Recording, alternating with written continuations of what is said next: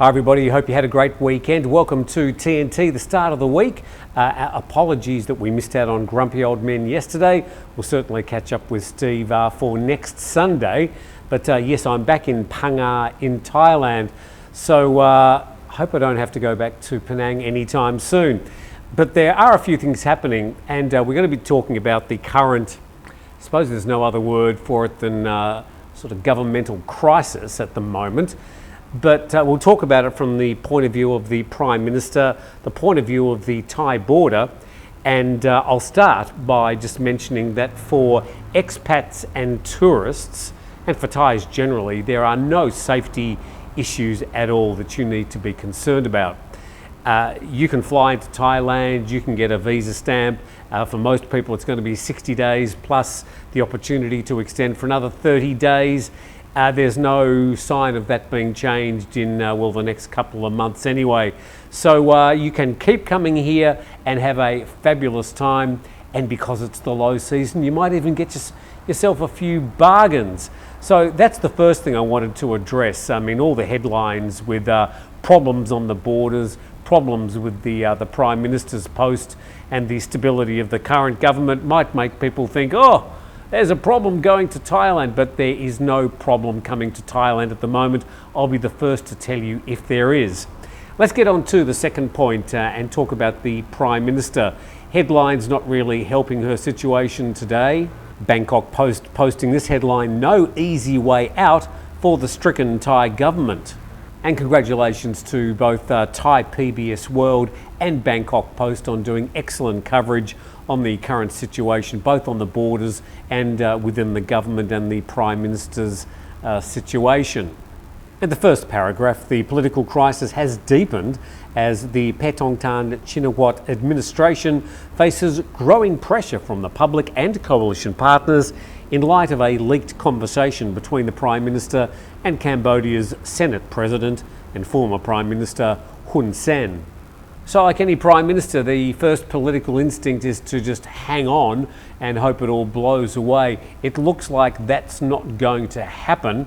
The fact that she is the daughter of the former Prime Minister and Thai strongman Thaksin Shinawatra, they're not going to relinquish the levers of power in Thailand easily.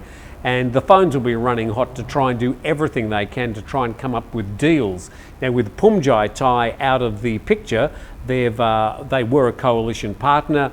They take some 69 or 70 MPs with them.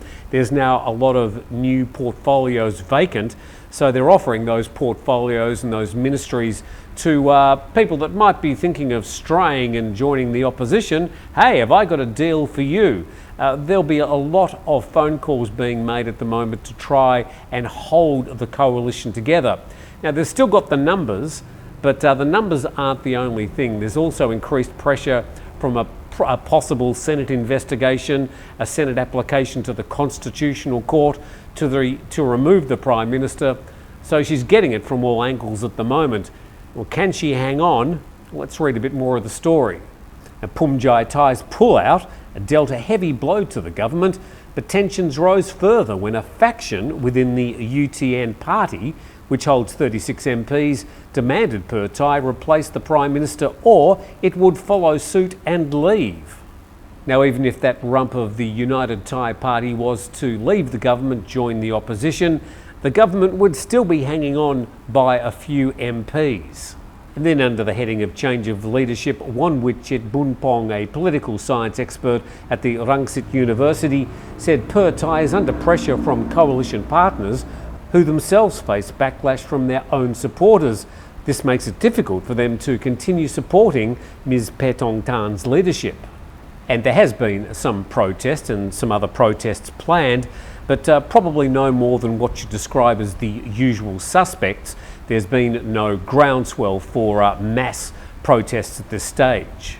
And the best way forward from this Bangkok Post story for the ruling party would be for Ms. Paetongtarn to step down to make way for the party to nominate Thai-Cambodian, the other prime ministerial candidate.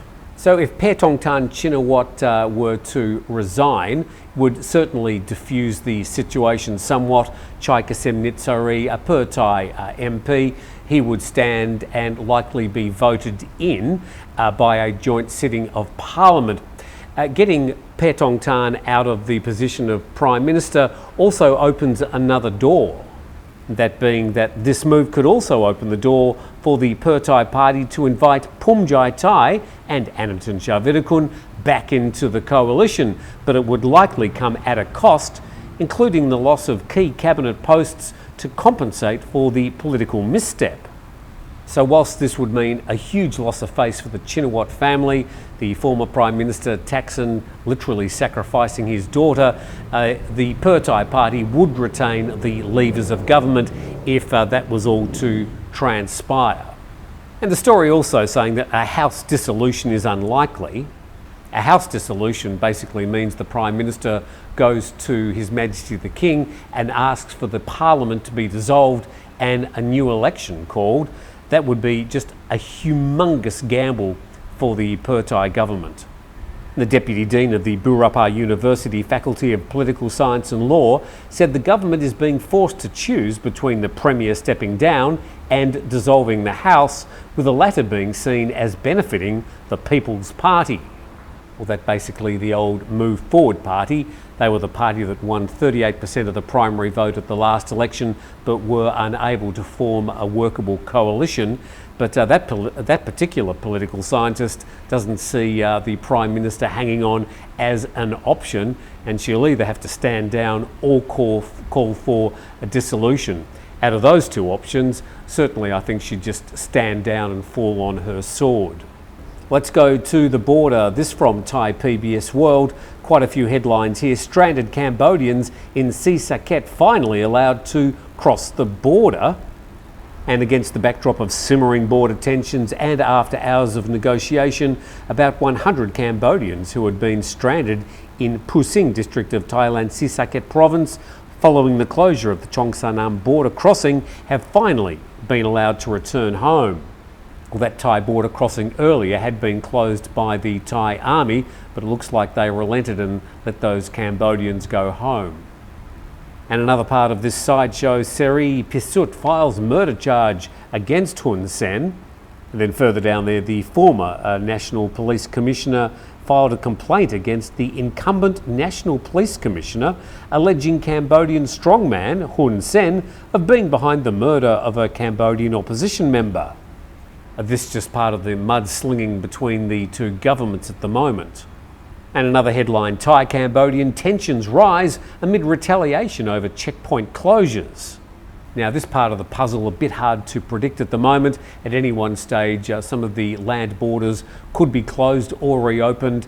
Suffice to say, if you do want to get from Cambodia to Thailand or in the other direction, I'd be flying at the moment, where there are no problems for foreigners or expats at the moment.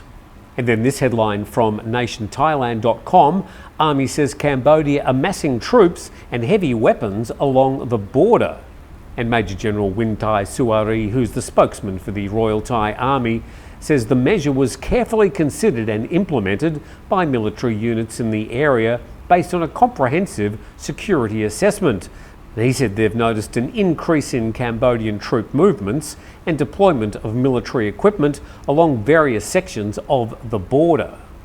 So just summarising those three things, as far as the Prime Minister is concerned, her position is looking increasingly perilous at the moment, but there are still many constitutional opportunities to sort out that situation, even if she resigns, even if she does indeed call for a new election. Absolutely no sign or no triggers for a military coup at the moment.